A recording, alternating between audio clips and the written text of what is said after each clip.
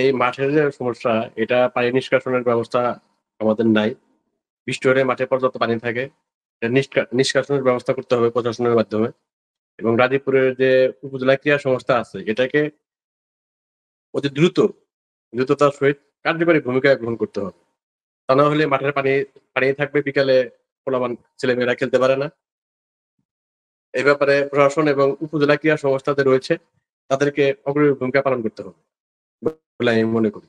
আসলে বর্তমান young generation কিন্তু মাদক এবং মোবাইলের প্রতি আসক্ত বেশি। এখান থেকে দ্রুততার সহিত তাদেরকে ফেরাতে চাইলে অবশ্যই খেলাধুলার বিকল্প নেই। খেলাধুলা মানসিক এবং শারীরিক চর্চার প্রধান বাহক। এখানে ছেলেদেরকে খেলাধুলামুখী, মাঠমুখী করতে অবশ্যই উপজেলা প্রশাসন এবং ক্রীড়া সংস্থা, উপজেলা ক্রীড়া সংস্থাকে কার্যকরী ভূমিকা গ্রহণ করতে হবে।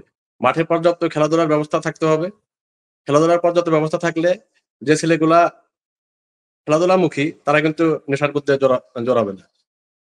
আজকে মাঠে খেলাধুলা নাই বিধায় ছেলেরা বিভিন্ন ধরনের মোবাইলে আসক্ত হচ্ছে, নেশার আসক্ত হচ্ছে। এখান থেকে পরিত্রাণের একটাই উপায় হচ্ছে মাঠে পর্যাপ্ত খেলাধুলার ব্যবস্থা করা। এখানে যা প্রশাসন আছে, এই প্রশাসনের কাছে অনুরোধ করব, আজকে রাজীবপুর উপজেলা ক্রীড়া সংস্থাকে বাঁচাতে চাইলে অবশ্যই মাঠে খেলাধুলার পর্যাপ্ত ব্যবস্থা থাকতে হবে। ক্রিকেটের সময় ক্রিকেট, ফুটবলের সময় ফুটবল। সর্বোপরি কথা হচ্ছে যে প্রশাসনকে ভূমিকা পালন করতে হবে। তাহলে ছেলেরা মাঠমুখী থাকবে, নেশার দিকে ঝুঁকবে না। এখন খেলাধুলা নাই বিধায় ছেলেরা বিভিন্ন সময়ে বিভিন্ন দিকে অগ্রসর হচ্ছে।